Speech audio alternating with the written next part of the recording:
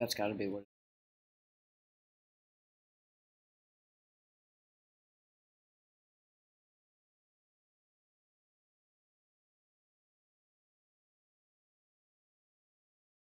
Test, test, test, test.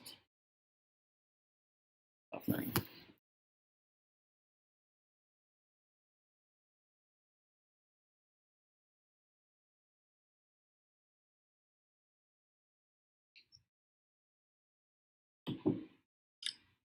It's got to be.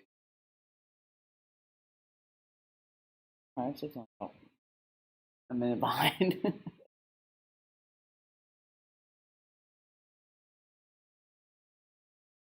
Oh, this is test, test, test, test.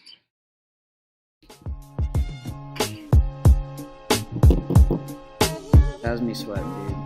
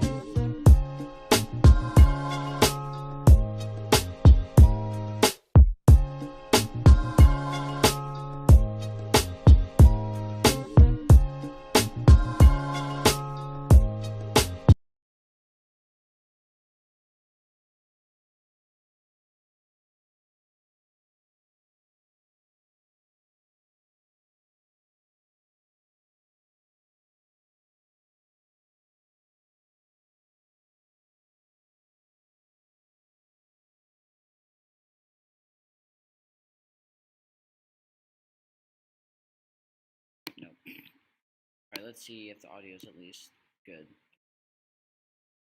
Crossed.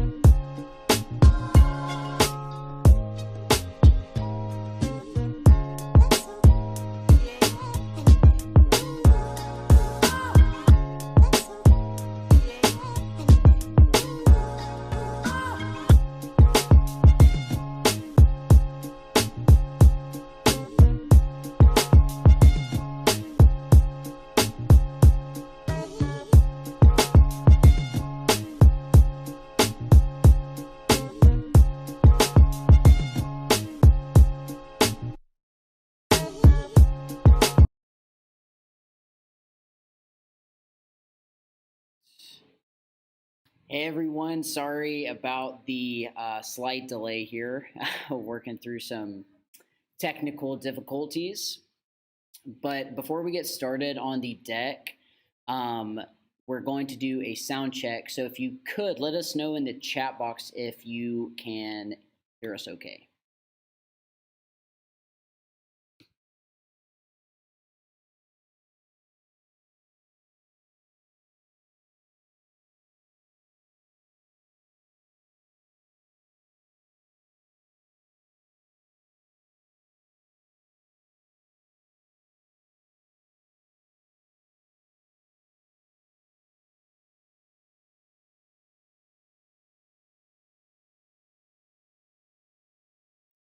All right, cool. It looks like the video is a little bit laggy, and so hopefully you guys don't mind that too much.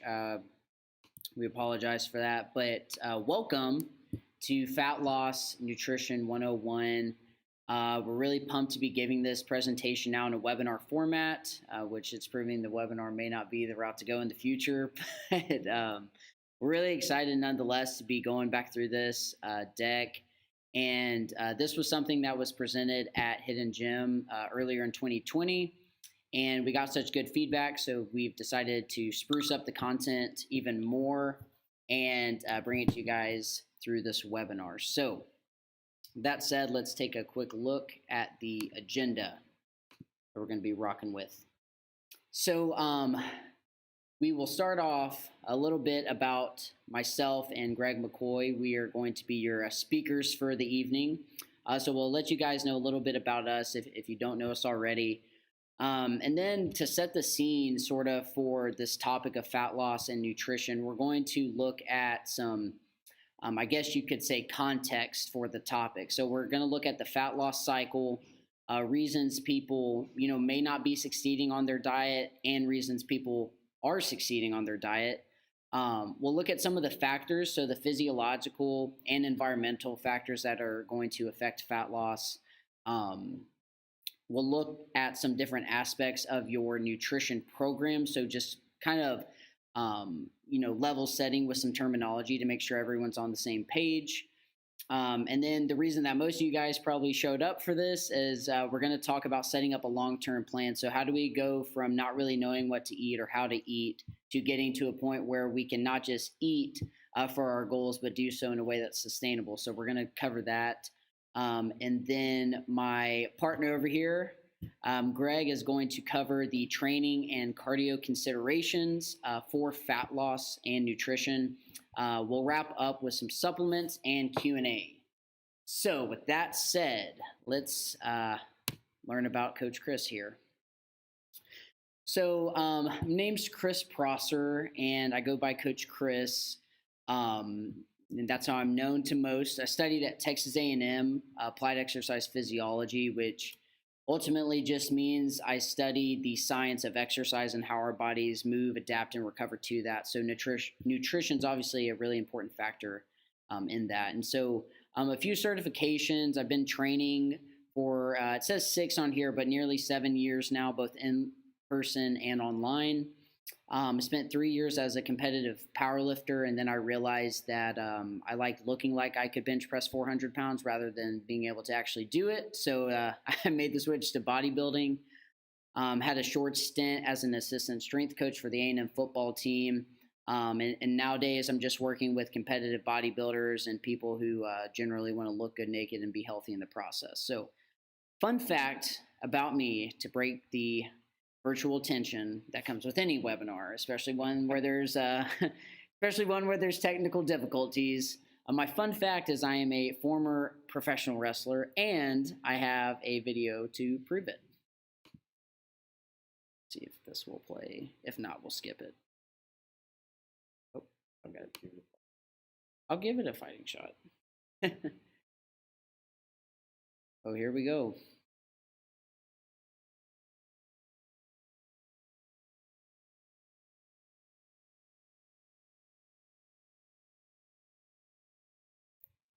Reliving my glory days here, folks. Once in a lifetime. All right, that's it.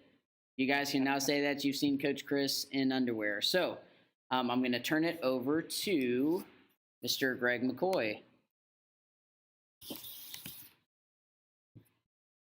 Hey guys, Greg McCoy here. Happy to be here with you guys. And Chris has done a great job with the Fat Loss Nutrition 101 series here. My wife and I, Tana, own Hidden Gym, and we had a vision for a series of 101 presentations. I'd been teaching a muscle building 101 class for a couple years, and one of the most requested topics, and a lot of times the muscle building class veered into fat loss. And I, after meeting Chris, him and I have been working together on quite a few clients now, and we talked about just dedicating a presentation to fat loss nutrition. As he said, he did that at Hidden Gym earlier this year. It was excellent. So now that we're working with more clients, we wanted to present it together, and we've revamped the content. I think you guys are really going to like it. And give us feedback. If there's stuff that you want to hear more about, please let us know. We'll continue to evolve this presentation and hopefully give it several times throughout the year. So a little bit about myself. I am an ISSA certified trainer. I have actually 6 certifications through ISSA. I've been training clients for just over 12 years now. I've served just over 1,000 clients. I've been a competitive bodybuilder myself since 2006, and I've prepared many clients for the stage in that time. But I wouldn't necessarily say that that's my specialty. It is something that I enjoy, but I really enjoy working with, being able to change somebody's life is ultimately the most rewarding thing as a trainer. So, and that can be done in many ways, but it's a career I really love. So yeah, as mentioned, I own Hidden Gym here in Allen, and my fun fact doesn't come with video evidence like Chris, but I do love motorcycles. I've grown up riding motocross, enduro. Now I'm more into the track sport bike riding stuff and a little bit of cruising here and there. So motorcycles have been in my family for a long time, so that's my fun fact. And with that, I'm going to let Chris lead the deck here on nutrition, and I'll probably chime in here and there, and then I'll take over a little bit once we talk about training and cardio considerations, because it's, of course we're going to focus on nutrition, but you really can't talk about nutrition without considering what you're doing with exercise and cardio. They don't work individually. Everything works together. So you can't really present one without touching the other. So that's why we wanted to touch on those topics, and that'll be towards the end of the presentation. So if you guys have questions, let us know in the chat feature there, and yeah, we look forward to it. All right. Alrighty, and for those of you messaging me saying that the video is not lagged, that puts me at ease. Oh, great. Because on our end, it is frozen. So if there's any time where the video or audio cuts out, guys, please let us know in the chat box, and we'll do our best to get it fixed.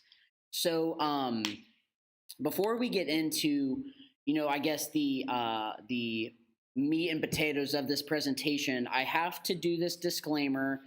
This is a CYA move on my part. If you don't know what that is, Google it later. But I just want to give some clarification on my credentials and why I'm speaking on this topic of nutrition. So it's really important to understand, guys, I am not a doctor and I am not a registered dietitian. The reason I say that is because sometimes when I get in a dialogue about nutrition, people say, hey, well, I'm having these symptoms. How can I fix it? And I'm not certified or qualified to diagnose, treat, or prevent any type of disease. If you suspect something's wrong, you should definitely go talk to a doctor, because I am not that. Okay, now we got that out of the way. Let's get into the good stuff. All right, so we're going to start off talking about the fat loss cycle. And now this is something that I generated, over the last 7 years, just sort of being more of a spectator, if you will, not just with my own clients, but my coworkers, my family, my friends, and sort of just seeing this cycle that people go through whenever they determine, hey, I want to look better, feel better. And so I'm going to start in that top right corner. So let's say little Jimmy for this example, he finds his motivation that he wants to shape up. He wants to lose fat, maybe wants to gain some muscle. So he finds that motivation, whatever it may be. So he starts taking little steps. And these could be things like small changes to his diet. Maybe he stops drinking 3 sodas a day and it goes down to 1. Maybe he starts exercising more frequently. He's taking little steps to realize his goal of losing body fat. So a few weeks go by for little Jimmy, and he does not see any visible progress. So he still looks about the same. Maybe he is down a few pounds, but there's really no visible progress there. So little Jimmy ends up getting discouraged. He beats himself up. And so he ends up trying a very extreme measure just to see something, because he feels for his motivation to stay high, he needs to see some sort of physical and tangible result.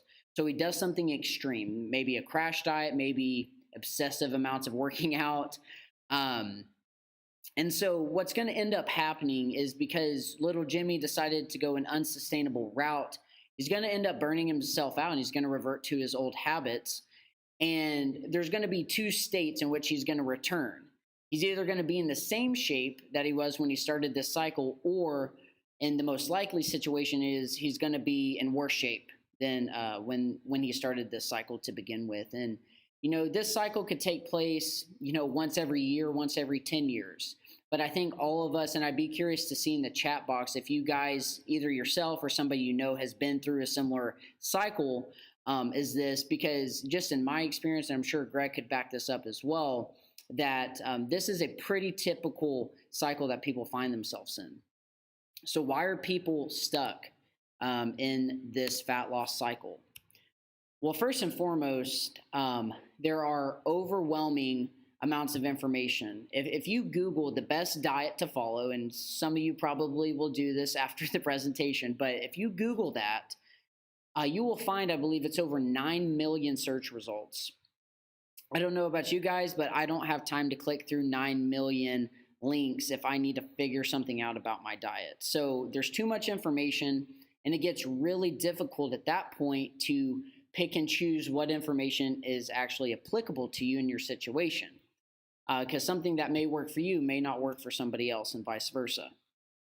The second reason, people get focused on the wrong aspects. This is something that we're going to talk about here shortly. But people focus on the wrong things. So maybe they overemphasize, or they put too much value in supplements, but they're not exercising consistently. So people sometimes will focus on the wrong aspects of their program. Like we talked about with little Jimmy, following unsafe, unsustainable dieting practices, things like crash dieting, yo-yo dieting. Those are the things that kill progress, because they're not sustainable, and they almost always result in a person either just mentally getting beat down or physically getting beat down to where they can't go on much longer. So they lose the drive to keep going forward. And then finally, people have an over-reliance on supplements and quick fixes. So the 30-day, 30-pound a fat loss, or whatever it may be. There's all kinds of trends in the fitness industry, which I'm sure you guys are aware of.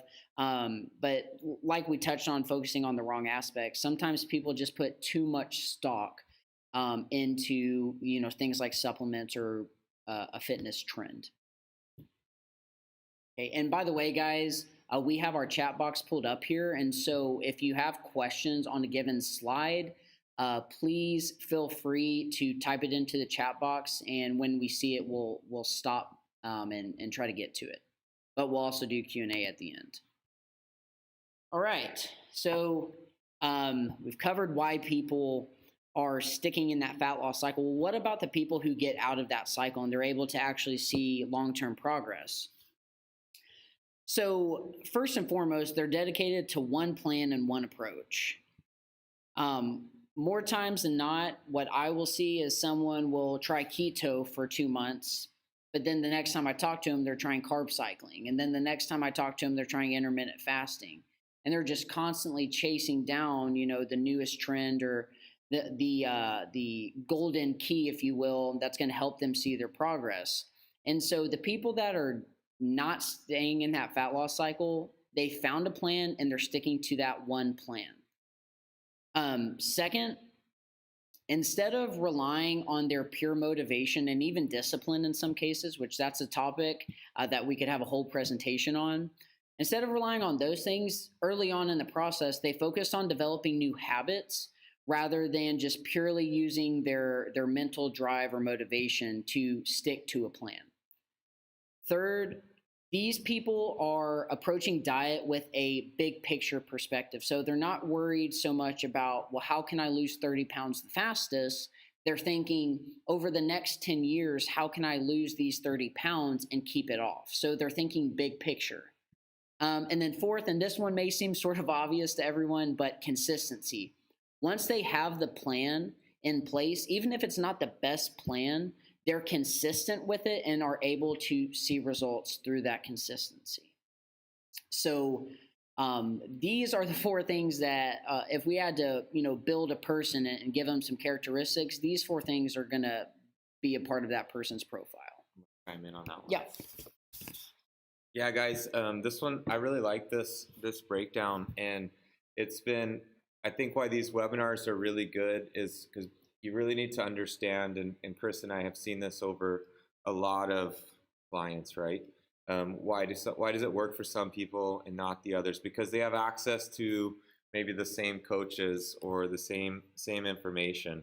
And it usually boils down to not things about they don't know how to do it. It's a matter that they can't stick to it. So it's not that they don't know what to do. Even though you can always learn more about how to do things better and how to adapt it to yourself, it usually comes down to outside factors about sticking to what you want to do. And I like the habits motivation one in particular. I talked about this. If you guys want to look up, I have a podcast called Real McCoy Radio. I interviewed a client of mine that I helped lose over 100 pounds, Yuri, and he talked a lot about this one, and I really realized this lesson with him more than anyone else was you can't rely on motivation, because even us as top competitors or myself or Yuri, someone who lost 100 pounds, you're not motivated every day. It's going to come and go. Some days you have to wake up and like the slide says here, rely on habits and rely on discipline, and you have to force yourself to do it because you're not going to be motivated to do that every day. So that's just one of those things to realize, that the people that are able to make it, they have bad days too, and they stick to the plan. They have habits in place. They have accountability in place that helps them do it. So I wanted to touch on that one because that's one of the bigger ones that I've ever seen across the board. And on step number 4, I'll just add as well, the clients that are the most consistent always get the best results. And that doesn't mean they're perfect every day, because we'll have clients that are perfect every day for 6 weeks, and then they go on the cycle and they fall off. But those that are consistent over a longer period of time, and maybe you need to build in some breaks so that you can stay consistent, but consistency beats all out and then all off every time. It's better to be consistently do something 90% consistently than 100% one day and 20% the other. So that's just 2 little things I wanted to add on those. Okay, awesome. And I am getting messages that the video is now super lagged. So maybe we should just clip that off, huh? We'll turn off the video for now. That way it's not a distraction to anybody. But could y'all let us know in the chat if the deck is the presentation deck is still clear, because that's what matters the most. Okay, Brittany saying I have been a Jimmy in the chat. That's funny. All right. Well, we will press on. Thank you, Greg, for that insight. Also, I'm pretty sure there's a new T-shirt idea in there. All right. So let's look really quickly at factors that influence fat loss. Okay. And so I think that this is a really important concept to understand, because most people, sometimes they focus so much on the things that are on the left that they don't quite realize that how many factors are actually in their control. So To people's credit, there are some non-controllable factors when it comes to either the amount of fat that you can lose or the rate at which you can lose fat. Okay, and so that's going to be things that are certainly out of your control: your age, your gender, hormones. And I don't want to see anybody in the chat talking about HRT or anything like that, because generally speaking, relatively out of your control. And then things like your metabolism. You can't just go in and flip a switch and fix your metabolism. But for this short list on the left, we have a list on the right that hopefully, and I know for myself, I have to look at this sometimes and say, look, there are a lot more things that are in my control. So things like calories in versus calories out. How much are you eating? How much are you exercising? Are you exercising regularly? How well are you maintaining your stress levels? How well, like Greg and I just talked quite a bit about consistency and adherence. So how well, if you do have a plan in place, how well are you sticking to that plan? And then even simple things like water intake and amount of sleep. Are you spending all night watching Netflix, or are you getting 8 hours of sleep? So there are quite a few very easily controllable factors that will help you when it comes to burning fat. So how do we lose fat? This is the $1,000,000 question, and you guys are about to get the answer for free. So when we look at nutrition, and I have to give credit to Renaissance Periodization because they really broke down this data in a very easy to understand way. But when we look at nutrition, there's 5 major components that would make up any nutrition program. Okay, so we have calories, we have macronutrients, meal timing, meal composition, and then supplements and hydration. And so this graph that you guys are looking at on the left-hand side of the screen, this is a breakdown based on a whole bunch of data from guys that are way smarter than Greg and I. They went through a lot of research. Hey. Okay, maybe not smarter than Greg, but smarter than me. And they went through a whole bunch of research over years, and they compiled this data, and they were able to attribute how much of an impact does each of these categories have on your overall results. And so as you can see, calorie intake by itself is going to make up 50% of your results there, okay? And we're going to talk more about these individually in the next slide, but just touching on the impact here. Macronutrients, that's going to make up another 30%. Meal timing is 10% of your total results and progress. Your meal composition is 5%. Supplements and hydration is the final 5%.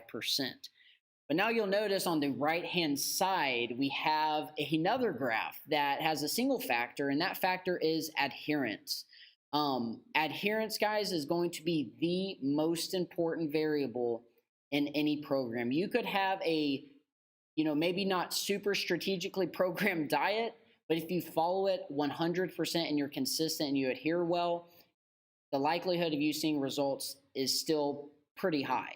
So not to say that having a good plan in place isn't important, but adherence by far is going to be the most important factor. So let's look at these components really quickly.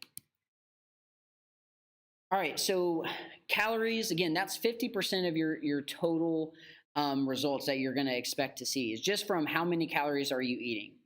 So what is a calorie? Most of us have heard the term. Some of us may not know what it means. It's an energy source. It's how we track the amount of energy that we're able to get out of our foods. So the main thing here is we need to understand the difference between a caloric surplus versus a caloric deficit. For fat loss, you're going to need to be in a caloric deficit, or what's also known as a hypocaloric stage.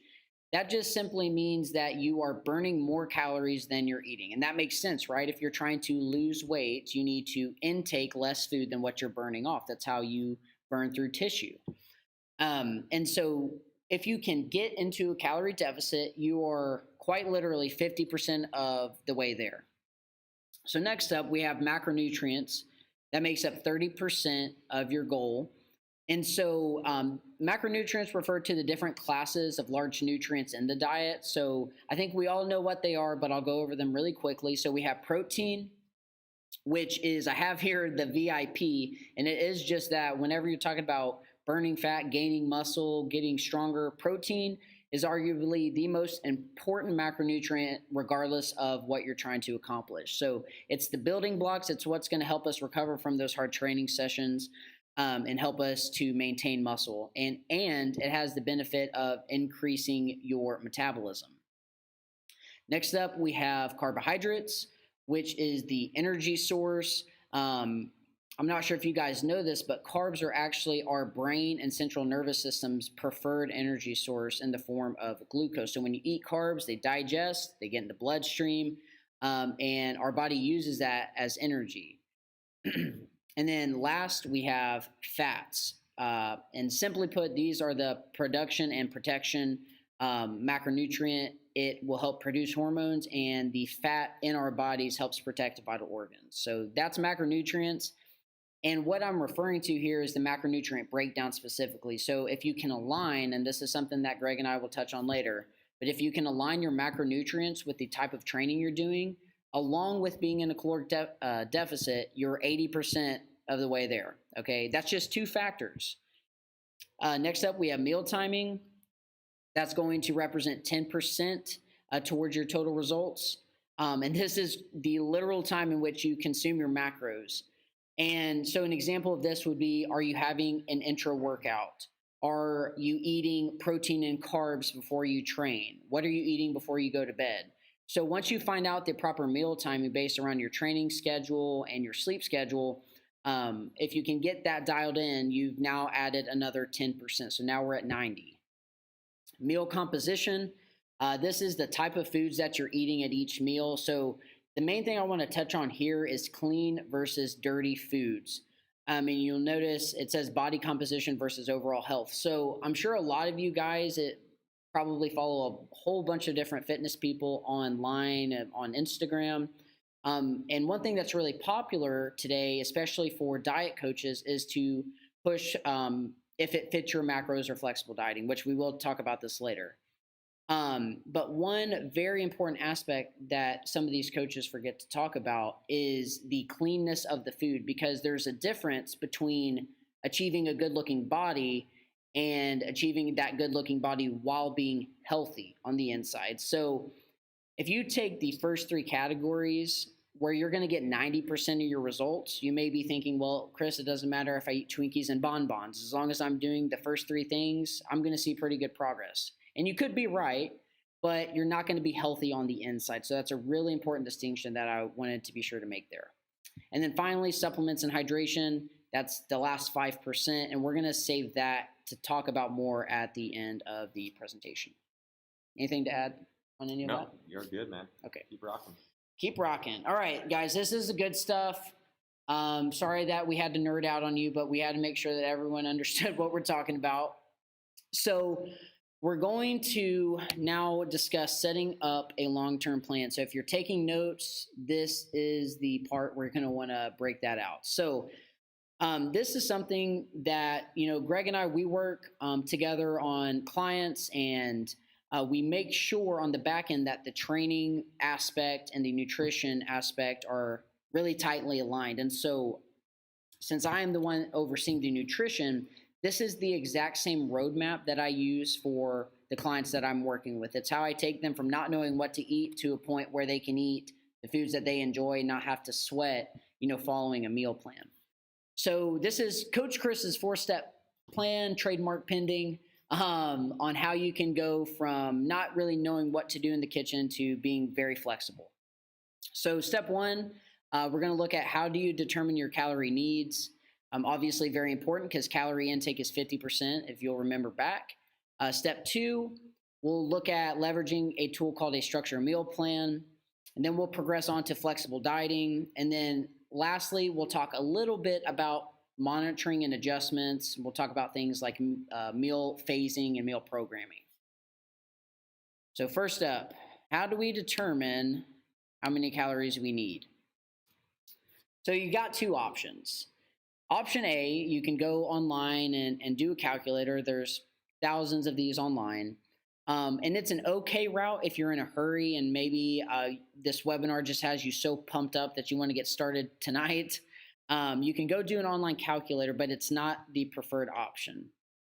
the option that I use, and you could talk to any number of my clients because they've all been through this process, and that is the process of tracking your averages. Okay, and I'm going to walk you guys, instead of giving you a textbook definition, I'm going to walk you through a quick example.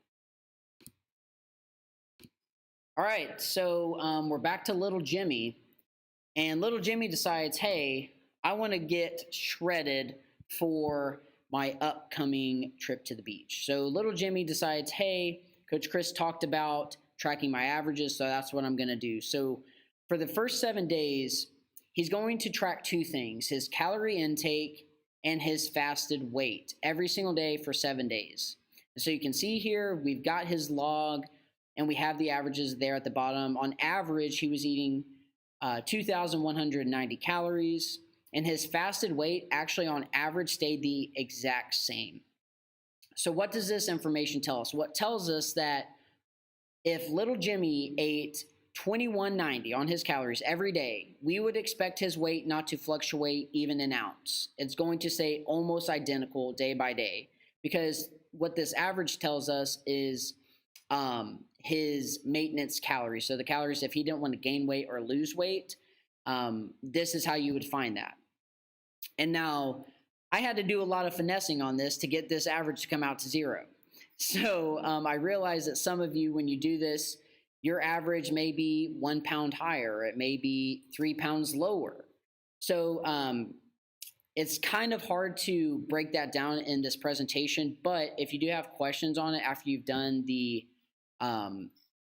averages, I'm more than happy to talk you through and talk you through some next steps on that. Yeah.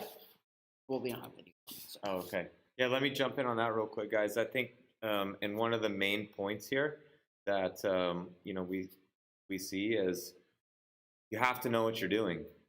You can't guess, and when you actually start to track it and you think you were guessing, you're way off. 90% of the time, when we have clients start to track, first off, they'll usually eat better when they, just by the fact that they're tracking and know that we're going to look at it. So there's kind of accountability trick number one. But number two, they're usually pretty far off what they thought that they were. You don't necessarily know what's in all the foods that you're eating. And it takes a seasoned veteran, and you'll learn through this process that Chris is going to explain. You'll know how to get very good at assessing what you're eating, and then you will be able to guess. But in the beginning, 9 times out of 10, the guesses are pretty bad. So you wouldn't lift a bar that you don't know what's on it. It's the same with your nutrition. You have to know what you're doing to know how to navigate. Right on. So once we get these averages written down, pen to paper, and we're kind of able to see where are we in terms of our maintenance calories, because that's the first step. So we have found our maintenance calories. Second, what we're going to have to do, and this is going to put us in our correct caloric intake to be in a calorie deficit, we're going to subtract out based on our goal weight loss rate. So in this example, little Jimmy, he wanted to lose 1 pound per week, okay? And he's going to do that for 8 weeks. So that's his goal. So 1 pound of fat loss, that's going to be attributed to being in a 3,500 calorie deficit. And now, to be clear, that's not a 3,500 calorie deficit in 1 day.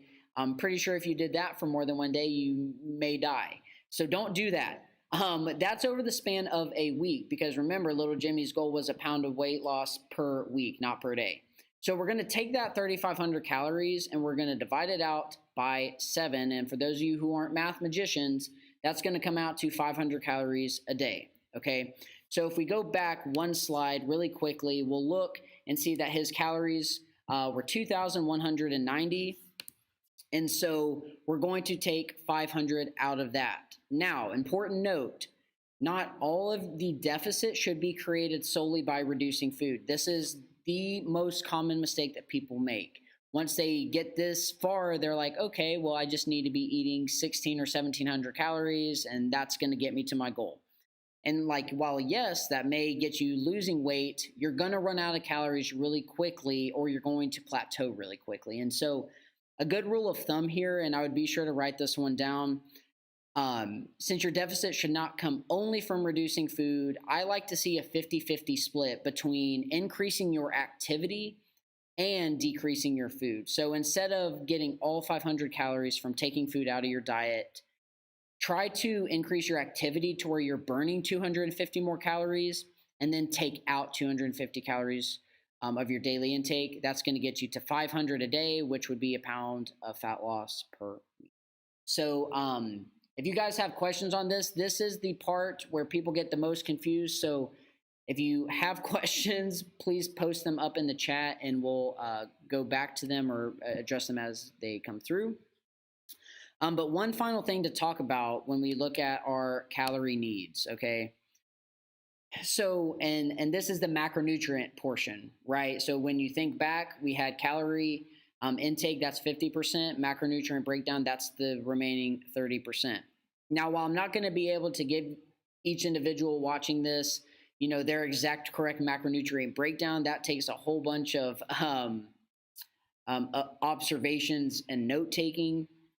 But I will give some common macronutrient breakdowns that seem to work well for most people. So before we get into that, the reason that we have macronutrient breakdowns is due to something called a calorie constraint hypothesis. And that is simply put that you can't increase one of your macronutrients without decreasing another if you're trying to maintain the same amount of calorie intake. So in other words, if you increase your protein intake by 10%, but you want to keep the same calories, you likely need to decrease your carbohydrate intake by 10% to keep that balance. And so that's why you'll see these macronutrient breakdowns moving all over the place. That's also sort of the foundation for why macronutrient breakdowns exist in the first place. It gives us some sort of guideline. And so you can see on the right-hand side, we have 3 different types. And over 7 years, these 3 different types likely work on just about everyone. But one really important question that I like to ask, because I will take each of my clients through all 3 of these at some point or another in most cases. The one question I like to ask, though, is which one did you feel the best on? Because most likely when we look back at the results, they saw progress on all 3 splits, but they maybe didn't feel super great on 2 of them, or maybe 1 of them.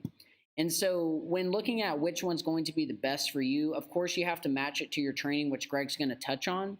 But you also have to ask yourself, well, which one of these is the most sustainable and which one could I follow and stick to for the longest? And so I have another bullet point on here, the different dieting vehicles.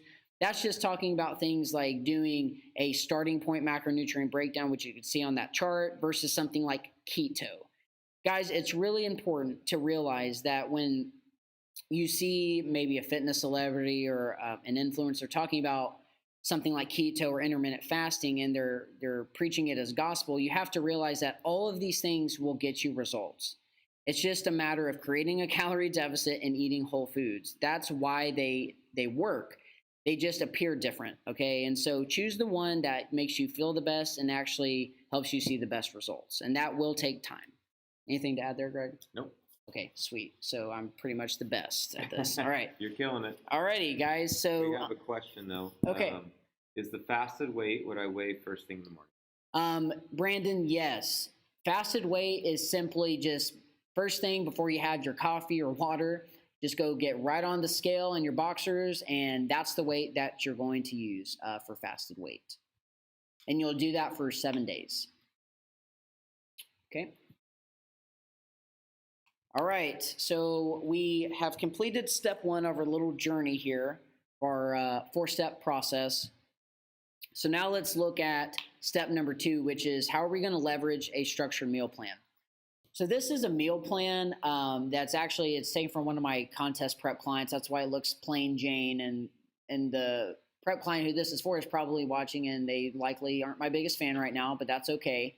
So a structured meal plan, why do we use it? Well, it helps us accomplish 3 things. It's going to help us with structure, of course, a structured meal plan, but it's also going to help us with meal rhythm, so making sure that we're eating consistently. I know a lot of people struggle with maybe they skip breakfast, maybe they skip lunch, maybe they skip dinner, but it's never consistent. So having this structure in place helps us get on a normal eating rhythm. And then, of course, just a routine. So some people, especially we see this in working professionals, they forget to eat. This kind of falls back on the rhythm, but it's just training your body. We talked earlier about developing new habits, and the structured meal plan helps us generate those new habits without too much pressure. Okay, so how are we going to go about leveraging this meal plan? Well, first, you're going to sit down and pre-plan your daily meals. So, and now as a coach, this is something that I do for the clients. I do the thinking portion. I put the meals in place. I decide the portions and the timing. So you'll pre-plan. You'll select the foods that you like and the portions that of those foods that you need to eat in order to hit what we solved for in step one, which was your calorie needs. You're going to pre-plan your foods. Really important note when you're looking at developing the structured meal plan, you need to focus on protein. We said earlier, it's the VIP of macronutrients. It's the most important macro. So a general recommendation, and this could change based on the person, but zero point 0.8 to 1 grams per pound of body weight is generally going to get you right in the sweet spot. A good way to determine if you're eating enough protein, though, just look at your muscle recovery. If you're staying really sore in between sessions without an increase in intensity or in volume, you're likely under eating protein. So maybe try to up that a little bit. Another good guideline here for the structured meal plan, focus on whole foods. So we talked earlier about the differences between overall health and just looking good. So instead of putting Ben and Jerry's, put something like sweet potato on this meal plan. You don't want to be eating a whole bunch of processed foods. And we're going to talk about in flexible dieting how you can sort of work some of that stuff in. And then again, you guys are probably sick of hearing this word, but consistency. Usually for a structured meal plan, you're going to follow it for about 4 to 6 weeks. That's the general timelines I see with my clients. During that 4 to 6 weeks on this meal plan, it is imperative that you stay consistent, because if not, it's really hard to see whether or not the calories that you're eating are actually right for you. And that's one thing I actually skipped over.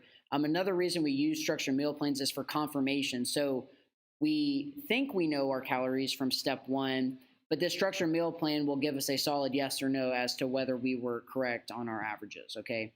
And then a quick warning here. So structured meal plans, while they are an excellent tool, and I'm a big advocate for them, you have to be careful of long-term usage. There's a lot of correlation between long-term usage of structured meal plans and eating disorders, bad relationships with food, and a whole bunch of nasty stuff. So please realize that this is a short-term tool. This is not your end-all be-all. That's going to come on the next slide. So if there's any questions on the structured meal plan, please let us know. But in the meantime, we are going to move on to flexible dieting. I'll add in too on the structured meal plan. I'll run into clients.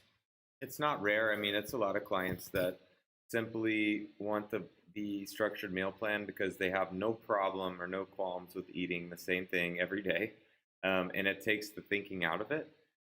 Most people prefer flexibility, and even the ones that want to stick on the structured meal plan, we do try to build in some kind of flexibility, and especially encouraging, you try to work with the whole client and, take into account social settings and all the things that, a person needs to live a full life with. But there are the people that really just want, just tell me what to eat. And that's okay. So we do run into those clients, and if you're listening to this and fall into that camp, that is a personality type that I'll run into. Yeah, absolutely. We actually just got a new client who falls into that category. Yeah. So yeah, and you certainly can. And this is where having a coach sort of helps, because it's an extra set of eyes and ears, but more importantly, it's an extra brain and helping kind of come up with some variations of that structured meal plan to where you're not eating the same exact foods 7 days a week for 6 weeks. So there is some wiggle room there. So after we get our confirmation from our structured meal plan and we've developed sort of the rhythm, routine of eating regularly, we're making our stomachs happy with whole foods instead of processed foods, we're going to move on to flexible dieting. Now, this is arguably probably the most important slide of the entire presentation, because this is the long-term solution. So first off, when I say flexible dieting, what exactly is it that I'm referring to? And I'm going to give you guys a little factoid that you can drop on your friends at your next party, whenever I guess parties can happen, when we can gather again in public. So flexible dieting, most people associate that with the acronym IIFYM, if it fits your macros. Well, if it fits your macros came about, and I forget the exact year, but it literally was a joke created by nutrition researchers making fun of the people that thought the only thing that mattered was calorie intake. It didn't matter the quality of food. It didn't matter when you ate the food. It only mattered about the calories. And so in a forum, one of these researchers went in and said, well, if it fits your macros, then it's good. And so that's just kind of a funny factoid about how, because it's one of the largest movements in fitness, today, and it's still around. If it fits your macros, is still a big time. There's a ton of people on Instagram with IIFYM in their handles. So it's still really prevalent, but it was actually started as a joke. So what is real flexible dieting? Flexible dieting, sort of similar concept to where you can eat the foods that you enjoy, but there are some guidelines. So first, we're going to talk about the 90-10 rule. If you guys remember back when we were looking at the structured meal plan, I said that there are ways to work in, those few bites of Ben and Jerry's, or those cinnamon rolls for breakfast that you like. There are ways to do that, and you can fit that into this 90-10 rule. So what this rule basically says is that 90% of the foods that you're eating are whole quality foods. So usually single ingredients, not processed. That's where you're getting your nutrition. The other 10% can be those foods that maybe you eat in secret, or that dessert that you have when you're out on a date, whatever it may be. That 10% really gives you some wiggle room. And that 10% also, at the end of the day, once you sort of get rolling with this rhythm and routine of eating whole foods, that 10%, it will seem to be more than enough. Because when you're eating whole foods, you're typically you're able to better regulate your appetite. So that 10% all of a sudden will appear to be much larger than it seems here. I'll add to that. A lot of times when we'll transition a new client in and they realize how much food it takes to hit their recommended calories. I mean, when you're eating unhealthy foods, they're generally very calorie dense. When you start eating really healthy foods, it takes quite a bit more food volume to achieve the calories that you need to. So it's not uncommon for someone to get on a weight loss plan with us and not be able to finish their meal plan. And that's a weird thing for them to realize, that they actually need to eat their way to weight loss, because they're used to thinking it's all about restriction. But if you're choosing healthy foods, the calories are much lower, and the actual amount that you eat is a lot more. Yeah, that's a text I've gotten several times, usually in the first week. All this food. Yeah, they're like, "Are you sure that you know what you're doing? This is too much food. I had to skip 2 of my meals." And so that's what. And thank you for saying that, Greg, because that kind of further illustrates the point that 10% of the kind of guilty pleasure foods, that's going to appear to you to be way more than enough, because your appetite's going to be a little bit more under control. And so the second part with flexible dieting, and this, guys, I will be 100% transparent with you, it does take time. So once you get to flexible dieting, it is going to require some sort of proactive planning on your part. The flexible portion is, in fact, the fact that you can eat the foods that you enjoy, and you don't have to eat the same thing every day like you did on your structured meal plan. But it will take some sort of pre-active planning just to be sure that you are, in fact, going to hit your calorie goals for the day. But the goal is to, and this typically, I see it happen in the first month or two of flexible dieting, sometimes longer, sometimes shorter. But after you get used to flexible dieting, you will be able to eyeball your foods and your portions. So you won't have to break out, Calorie King or MyFitnessPal. You'll be able to simply look at a plate of food, realize how much it is in terms of your calorie intake, and you won't have to lose sleep over it. And that's why this is one of the more sustainable approaches, because it integrates with your lifestyle. It doesn't require you to give up being a normal functioning human being, okay? And so why do we like flexible dieting? Like I said, it's a longer term solution. I see adherence rates go through the roof, people hitting their numbers daily whenever they get to this flexible dieting. even if they maybe struggled on the structured meal plan, they usually go through the roof with adherence when we get them on a flexible approach. And then the other and final, probably most important thing is that it improves food relationships. So, like we said with the structured meal plan, if you follow it too long, you may develop an unhealthy relationship with food to where you feel like you can only eat what's on your plan. Doing a flexible dieting approach allows you to realize that you can still see results with your favorite foods, and that's probably one of the most important benefits. And then let's see. Okay, so one final slide here, and then my friend old Greg is going to take it over for some training and cardio. Continued monitoring and adjustments. Hopefully, you guys like The Office. If not, something wrong with you. Something wrong with you. But yeah, so once we get to the flexible dieting portion, it's really important to realize that that's not where we stop. While it is the kind of final step in getting to nutrition freedom, your macronutrients don't necessarily stop being adjusted there. And so it's really important to continuously monitor your goals and your progress, because those are going to be the key drivers in keeping your results in the long term. If you focus on it maybe for 6 months and you achieve your goals, but then you kind of get lackadaisical, maybe stop focusing too much on what you're eating, it would be really easy to lose those gains. And nobody is about that life. So this is where we start talking about the concept of nutrition phasing and programming. That's what I do. And when me and Greg work with clients, I will look at their calendar year, literally 12 months, and say, okay, they're competing at this time. What nutrition phases do they need to go through in order to look their best on show day? Or if it's a non-competitor, we just look and see, when are they looking to look a certain way? Do they have a wedding or a vacation? And we'll plan different nutrition phases in accordance with those goals. And so that's what that, if you guys hear nutrition phasing, that's what that's referring to. And then, of course, this is just as simple as adjusting your portions and your food selection. So an example that I like to use is in-season versus an off-season physique athlete. Typically, during the season, they're getting ready for a show. They're going to eat a lot more cleaner foods. They maybe go 100%, not the 90-10. But they're still eating flexibly, so they may switch in between oatmeal and cream of wheat, for example.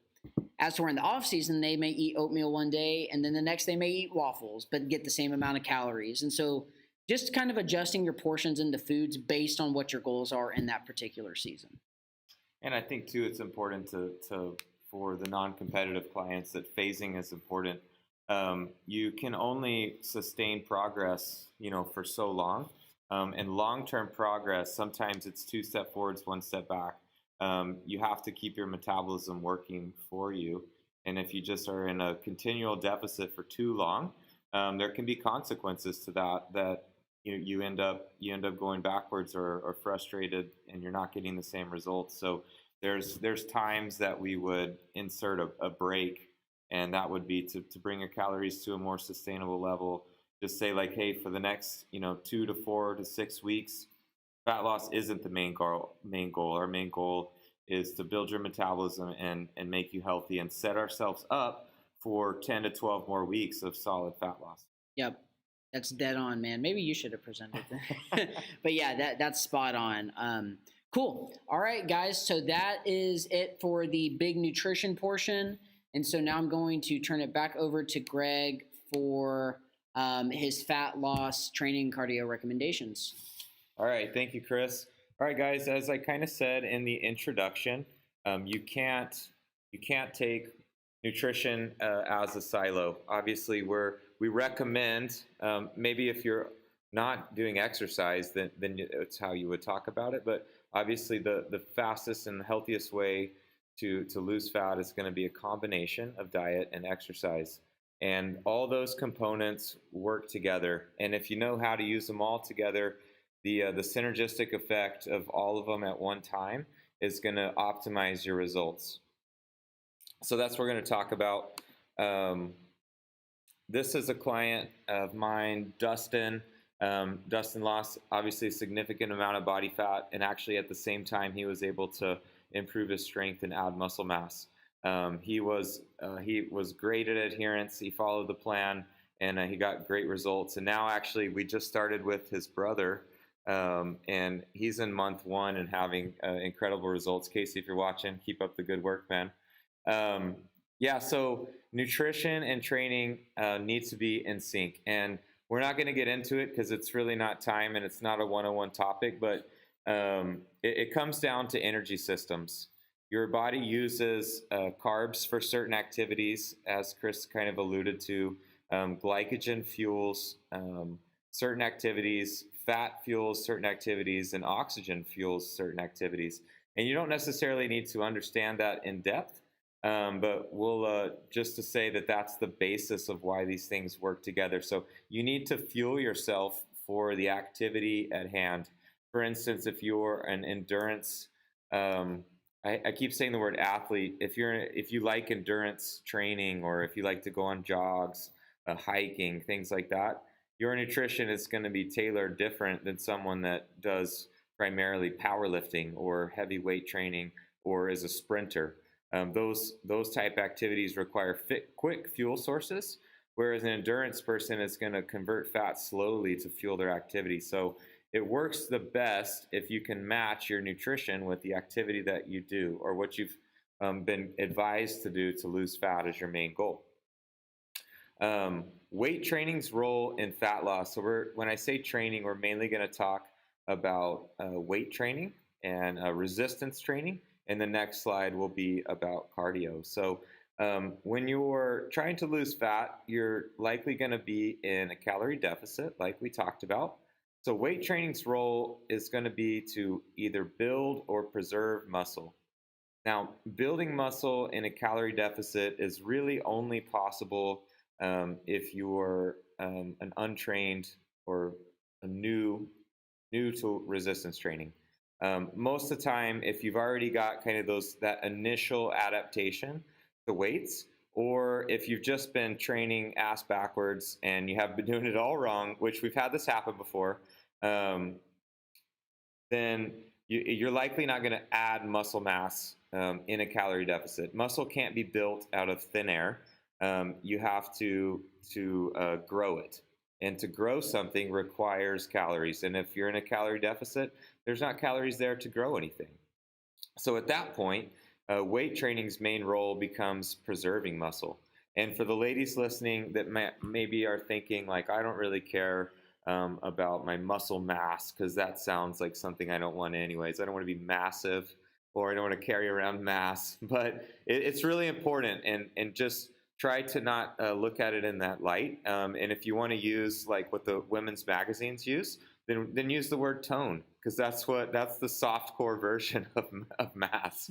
It means the same thing when we're talking here, right? So if you want curves, you won't have a curvy body if you lose all your muscle.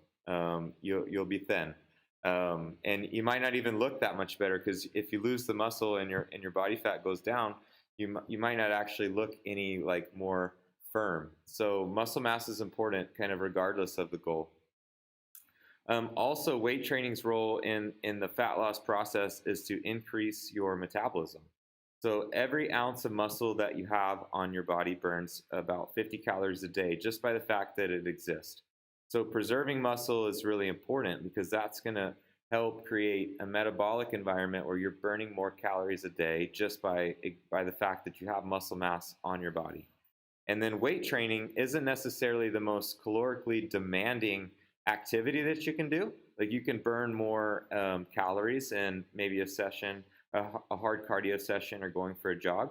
But weight training is going to help you burn more calories day in and day out. That's what metabolism means. What's your caloric burn kind of in a daily basis? And if you've got a high metabolism, you're burning through calories really fast. And if you've got a low metabolism, you won't burn a lot of calories just by being alive. One quick thing, the high rep myth. This is something I like to bring up. So it's kind of like age-old knowledge, and it's not right. But it started, I think, probably back in the 70s, when people were learning how to really bodybuild or build their bodies. And that was, you lift heavy weights when you want to get big, and then when you want to get ripped, you lift high reps. And that's not true. If you if you lower the loads too much and you're only doing high reps, your body loses its reason to hold on to muscle mass. And if you haven't taken our Muscle Building 101 class, I suggest you keep an eye out for that. And if you're kind of in our network of emails, then you'll hear about it, I promise. But we touch a lot on that. So you have to use the same loads to give your body a reason to hold on that muscle. And if you only train light with high reps, you're going to start to lose muscle just by the fact that your body doesn't have a reason to keep it. Your body doesn't necessarily want to be muscular.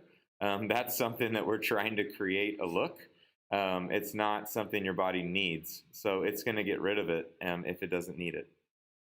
A few training considerations when you're in a calorie deficit. So when your body is in a calorie deficit, it's breaking down tissue, it's burning what is stored to stay alive, basically.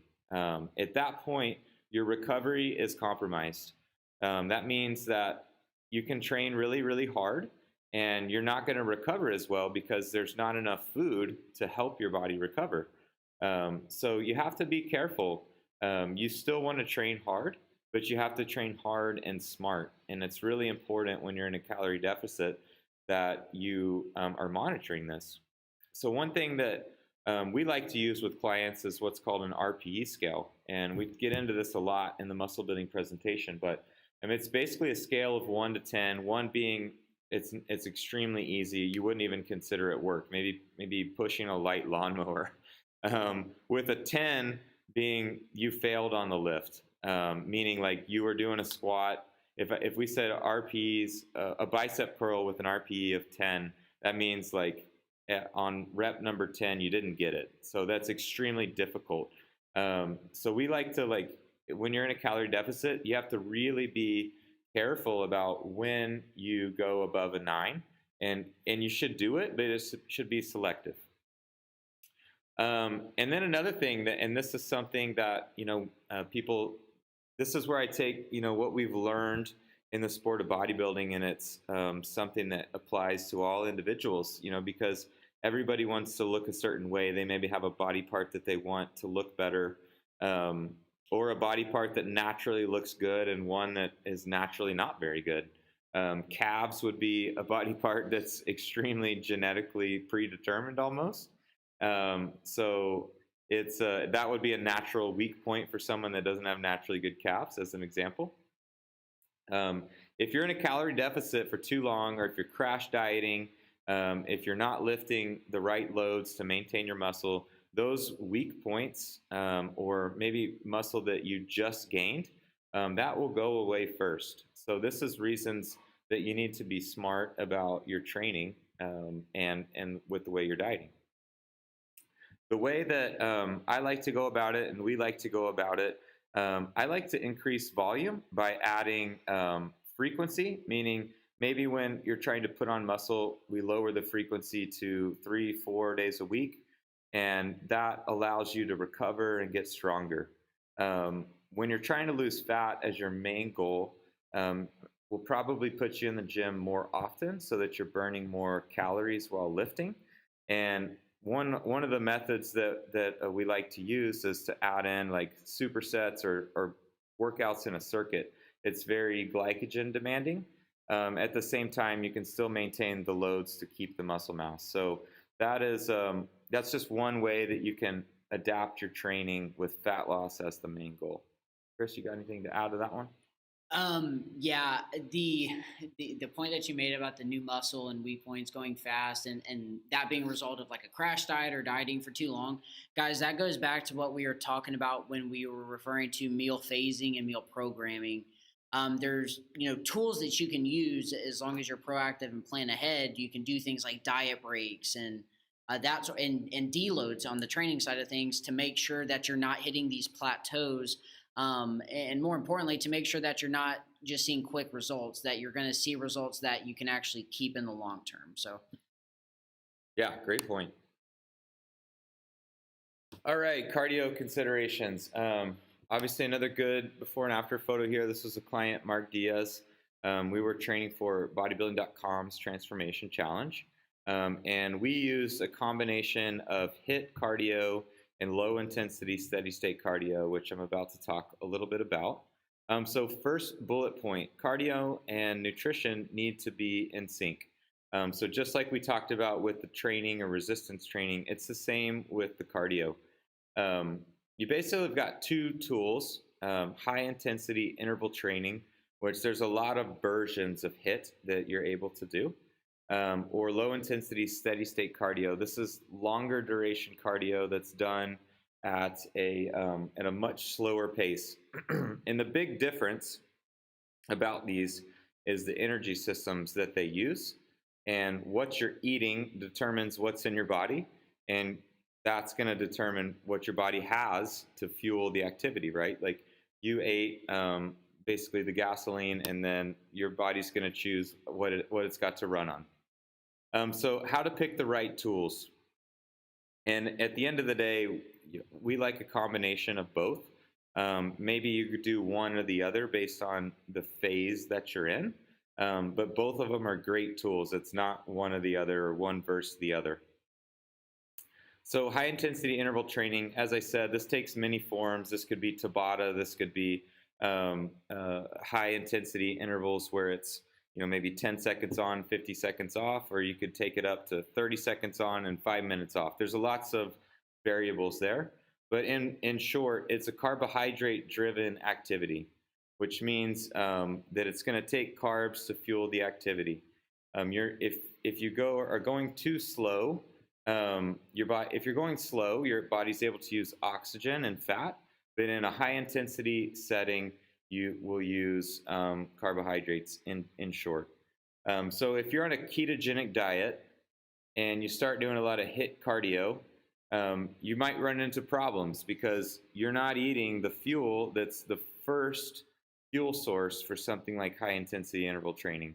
So that would be an extreme example of how this works out. So if your carbohydrates are very low, you have to be very strategic about where you put your HIIT sessions. Much like weight training, the big benefit of HIIT isn't necessarily the calories that you burn while you're doing it. It's the fact that it'll raise your metabolic rate for up to 1 to even 2-3 days after you've done it.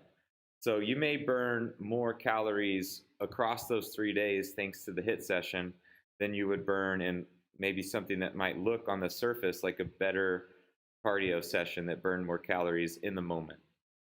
HIIT cardio is stressful on the body, so you have to be careful that it doesn't affect your resistance training, meaning if you did HIIT cardio every single day, likely if you did HIIT cardio every single day, there wouldn't be much room for resistance training at all. Your resistance training would have to be pretty minimal. And if your resistance training is pretty minimal, there's a good chance you start to lose muscle mass or shape or tone, if you want to say that. Anything on HIIT you want to add on? Yeah, and I mean, you kind of touched on this, but just so people can kind of wrap their minds around it, more is not necessarily better when it comes to HIIT.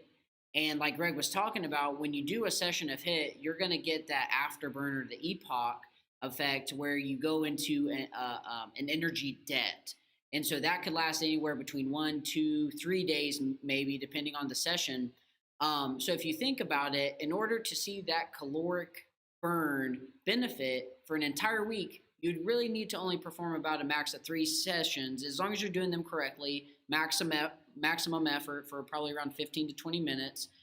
To see the caloric burn benefit, you'd only need 3 sessions because those sessions will overlap, in other words, with the calorie burn. And like Greg's already talked about, it's very stressful on the body. And if you don't give it the energy it needs, your body will find a way to make it happen, but it'll come at a price. Yeah, great. That's a great way to phrase it. All right, LISS, low intensity steady state cardio. So this is not driven by carbohydrates. This is driven by mainly oxygen, and it can also be fat driven. I hate to say it's not carbohydrate driven. Your body can use carbs for it, but it can be aerobic and it can be fat driven. So it's more or less you can use different energy systems for this, whereas you can't use those different energy systems for HIIT. Um, the metabolic benefit of low intensity cardio is minimal, meaning whatever calories you burn during the session is about all the benefit you're going to get from it. It's not going to have that afterburn effect. Your metabolism isn't going to be raised for, a day and a half, 2 days, up to 3 days. So what you get at the moment is basically what you get. It's not stressful on the body though. So one of the benefits there is that it's great for preserving muscle, meaning that if you did too much HIIT cardio, and when Chris says there's a price to pay, that's what he means. You'll be able to perform the HIIT cardio, but you might be using your muscle for fuel, which is, for those of us that are trying to put on muscle mass, that's the worst thing that can happen, right? You worked hard, maybe to grow your legs or to make your shoulders look better, for bigger arms, and then you worked really hard also at the same time to burn it off. So you're really working against yourself. With low intensity, steady state cardio, it's not demanding. Like, generally, you're not going to burn up muscle by taking too many walks. It's a pretty muscle preserving friendly activity. So you can do this in higher dosages, and you can use it strategically to burn fat. And it's not stressful on the body. Likely, even if you walked, a couple hours a day, it's not going to take away from your resistance training. So you run into less recovery issues with low intensity steady state cardio. Anything on steady state you want to add? Steady state is my best friend. Go ask any of my clients, and they'll do steady state, because typically, especially if we look at someone like a contest prep, athlete, we get to a point where we have to start taking out carbs, and so steady state is definitely an effective tool. I don't think it gets necessarily the credit that it deserves, because it doesn't burn as many calories. But whenever you're dieting, especially for a prolonged period of time, it's a good tool. Okay. Yeah, and I don't. There's not many clients that these transformation pictures you guys are looking at. There's not many clients that are able to achieve transformations like that without doing their share of steady state cardio. One thing too that I like to work with clients on is called what I call the minimum effective dose. That means we're going to try to lose fat over a period of time. If we start you off just by doing tons of cardio, which kind of plays into the fat loss cycle of someone that wants results, they want instant gratification, so they're going to run an hour in the morning and then weight train and do an hour on the step mill after that. That will create effects, but your body's going to adapt to that, and you're going to start to have a point of diminished return, meaning you're going to work really hard, your body's going to adapt, and it's no longer going to keep changing. And then at that point, what do? You can't do more. You're already working out 3 hours a day. So it's really important that you work with a minimum effective dose, meaning use the amount of cardio that it takes to start the fat loss process and to be progressing at the right rate. And then you increase it. Your body's going to adapt. It's very adaptable. It's going to understand, okay, I'm doing these activities. It's making me burn too much fat. There's a famine here because I'm in a calorie deficit. I need to preserve myself. So it's adapting. And then you need to do something different to make it adapt again. So you're going to have, incremental increases in your exercise. So you don't want to shoot it all at one time, because you're gonna get to a place where you can't do more, or you don't want to do more because it's too much. And the last thing would be timing. So timing can be really important with cardio. There's right times to do cardio and there's wrong times to do cardio. And in short, really the only time you don't want to do it, and this is either HIIT or LISS, you don't want to do it right before you weight train. And I'll keep this quick, but you don't want to use up all the carbohydrates you've been eating all day on your cardio session to only go weight train on an empty gas tank. It's better to do the weight training with the right fuel in place and then do one of your cardio sessions after or at a different time. I also like to use fasted cardio sessions or post-workout cardio sessions, because your glycogen tank is empty, and I believe that helps use fat for energy better. So there are times to do cardio, and there are times to not do cardio. That's bang on. Cool. So with that, I'm going to turn it back over to Chris. He's going to touch on supplements, and then we'll save some time for questions. Chris, put in the chat box if you guys got questions. You can go ahead and start listing those out while we finish these last slides, and then we can answer your questions. Alrighty, so supplements.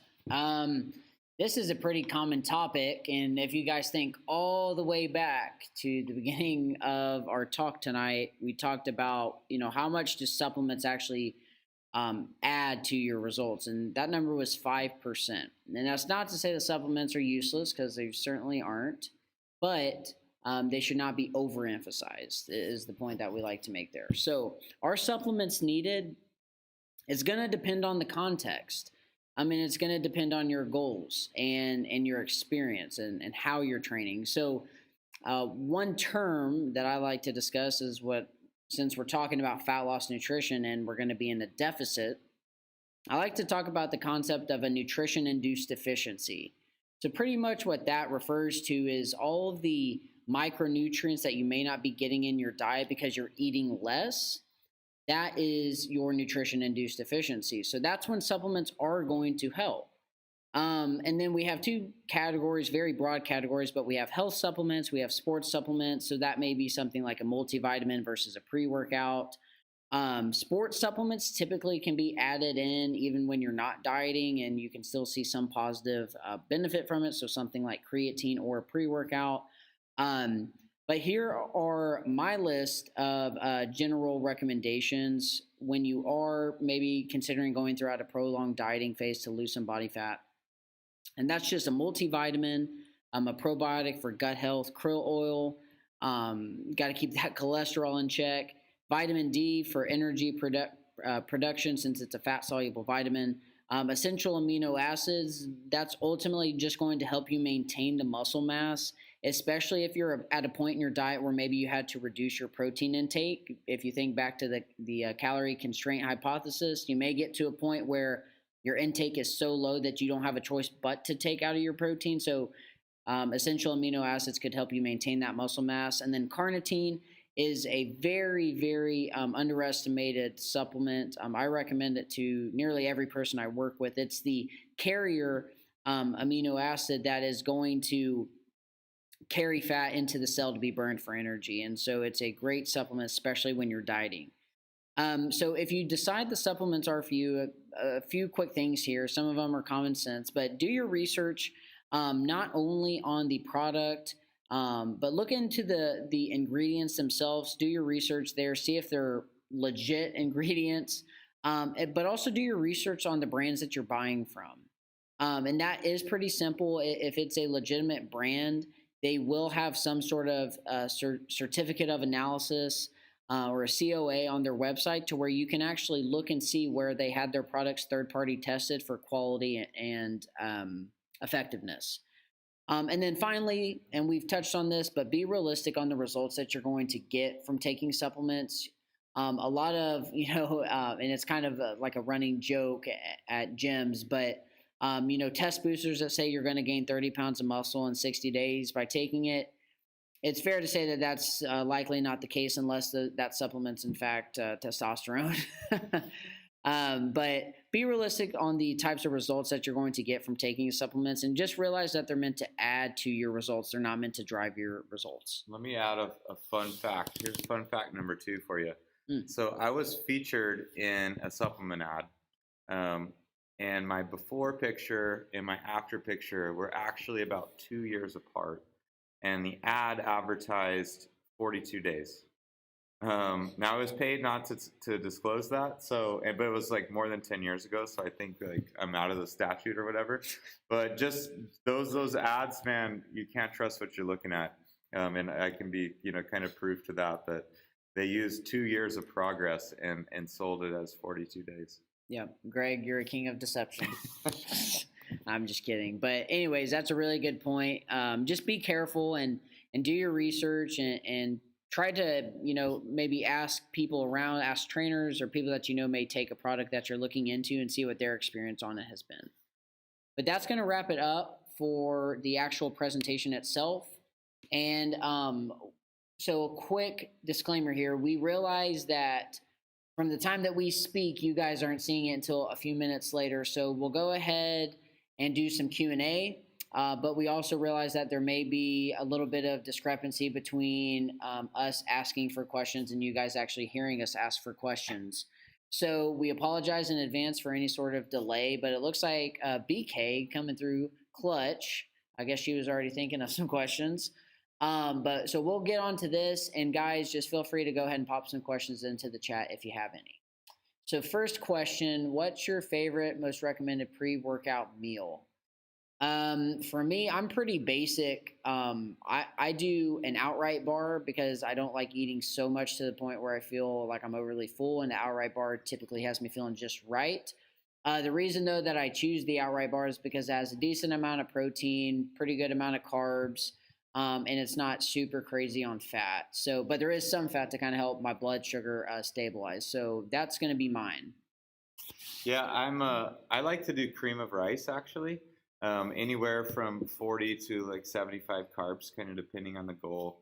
And I'll mix a scoop of whey protein into that.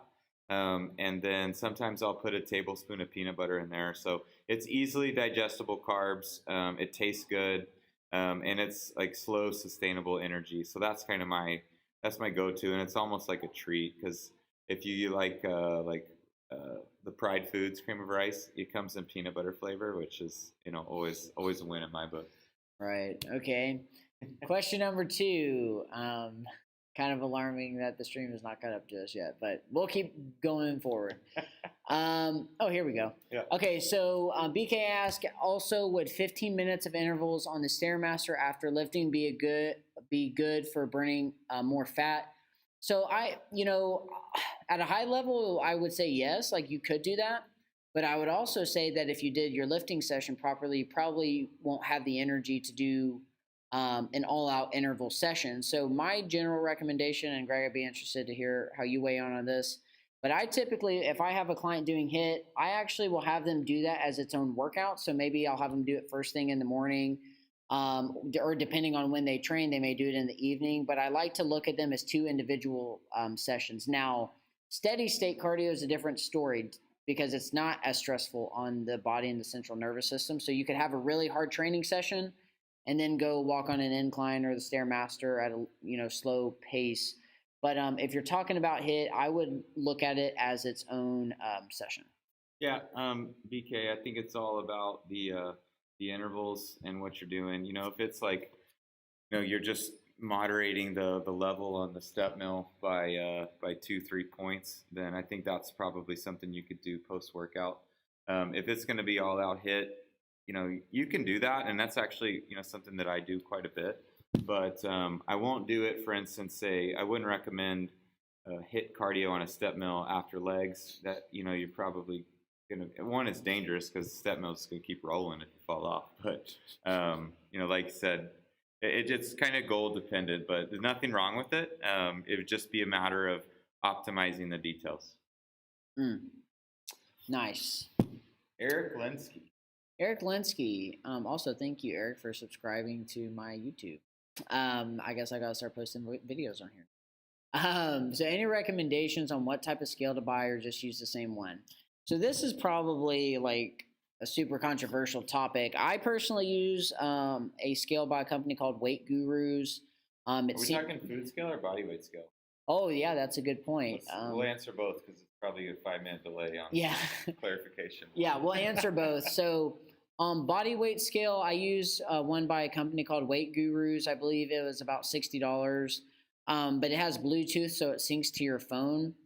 And each time you weigh, you don't even have to do anything. It just automatically updates your new scale weight for that day. So if you're doing the tracking your averages, it could be really simple if you just get the app and it'll automatically update your weight each day.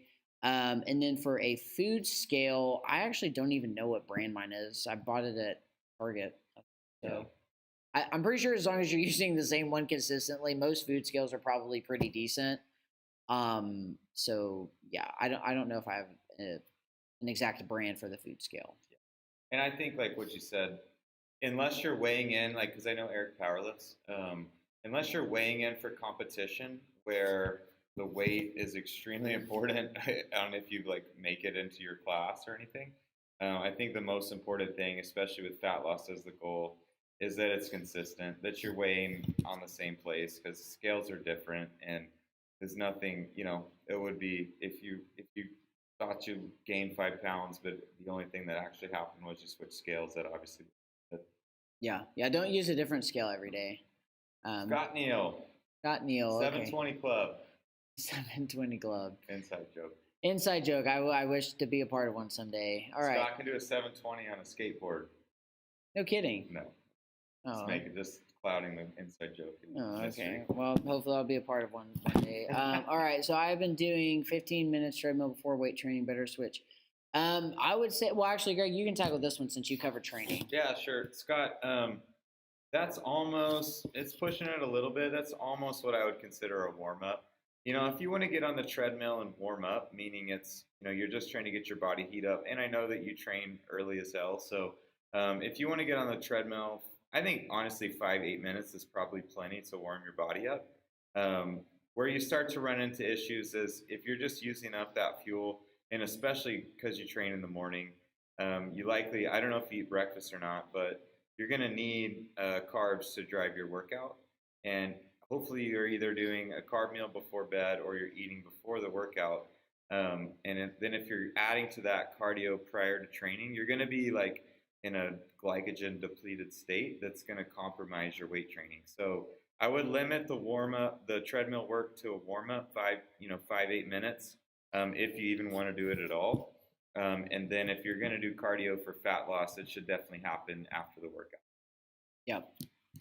Bang on. The only thing I would add, and maybe you said this, but like the intensity wise, so like as long as you're not like doing sprints up the treadmill, body weight scale. Okay, cool.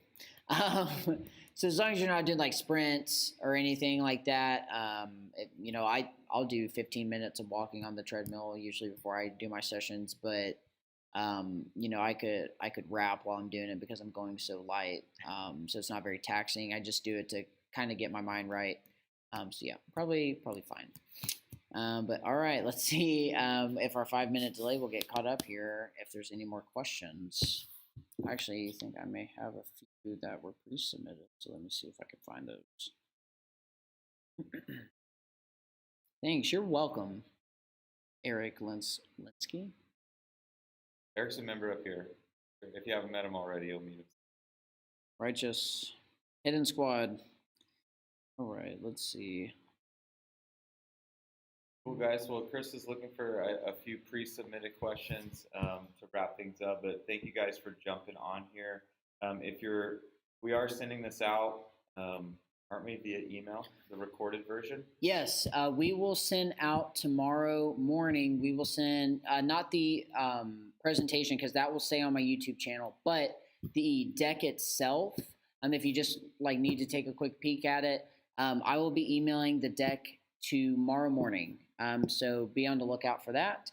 And it's actually looking like we're probably up against time here.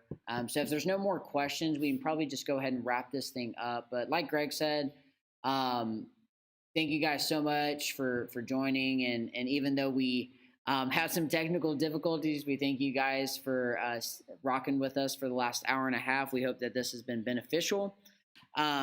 We do want to say, as trainers, Greg and I, we give these types of talks to help educate, but it is really hard to help someone figure out exactly what's right for them. And so if you want to take some of this information that we talked about and see what is most applicable to you, we are offering a free phone consultation. And thanks to technology, you don't have to go to a link or anything like that. All you have to do is open the camera on your iPhone and point it at this QR code, and it'll take you to a link where you can schedule a time on the calendar, and we'll look at what you're doing today, give our feedback, and maybe see what direction you should be heading. So we want to do that as a courtesy to you guys and as a way to say thank you for joining us tonight. Anything that you want to add, Greg? That's it, man. I appreciate you guys jumping in, and it's you're probably in the top percentages of people that will get results because you're trying to learn. So kudos to you for tuning in for this. Awesome, guys. Well, until we see you on the next one, stay healthy, stay safe, and God bless.